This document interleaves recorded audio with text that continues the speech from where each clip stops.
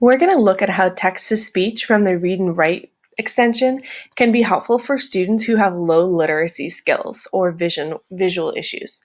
The most important feature of Read and Write is the text-to-speech. You can see right here that a lot of the other options are grayed out, and that's because they are only available if you are a premium user. How I access this menu was I just clicked the puzzle piece right here and it dropped down, and I can click again to hide it.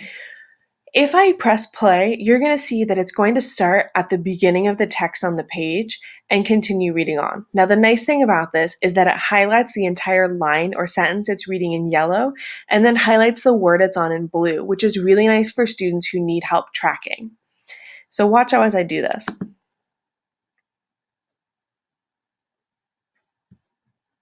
The Marble Champ and Elvin. The Marble Champ and Elvin. So as you can see, it started where it was, and for some reason it repeated there. It normally doesn't do that. If you want to select a certain piece to look at, what you're going to want to do is highlight that piece and then press play. In 11, MRS Price takes the sweater and puts it right on her desk, but when she opens... And if you want to get rid of where it is, you'd have to press stop to let it start over somewhere. Now, the really nice thing about using text-to-speech in Google Docs is it can be useful for children who need to listen to their own writing for editing purposes, for children who need to listen to something that they dictated to somebody else, for kids who need to be able to read a peer's writing for editing, and for being able to read assignments that were given to them by a teacher. The other thing that you can use Read and Write for is reading other web pages. So I'm going to show you an example of a web page that students had to look at last year in 5th grade for their opinion essays about serving flavored milk in schools. Now, for a lot of students with learning disabilities, this page was pretty hard to read. But with the Read and Write extension, all I had to do was click the little purple puzzle piece up here,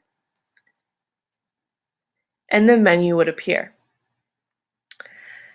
Now, obviously, if I press play, it's going to start reading right up here, probably at the logo, and read a bunch of stuff I don't want. So it is important to teach kids that they need to highlight the text they want to read. If I went ahead and highlighted this section and pressed play. Flavored milk in schools. Ban it or keep it. Many school boards and PTAs are embroiled in discussion. Now a student can access this text almost as well as their peers who are reading at or above grade level. So this is a really helpful tool when especially with kids that are a little bit older, when they need to be able to look at multiple sources and they're not relying on things that are read aloud by the teacher. This definitely allows them to become a little bit more independent.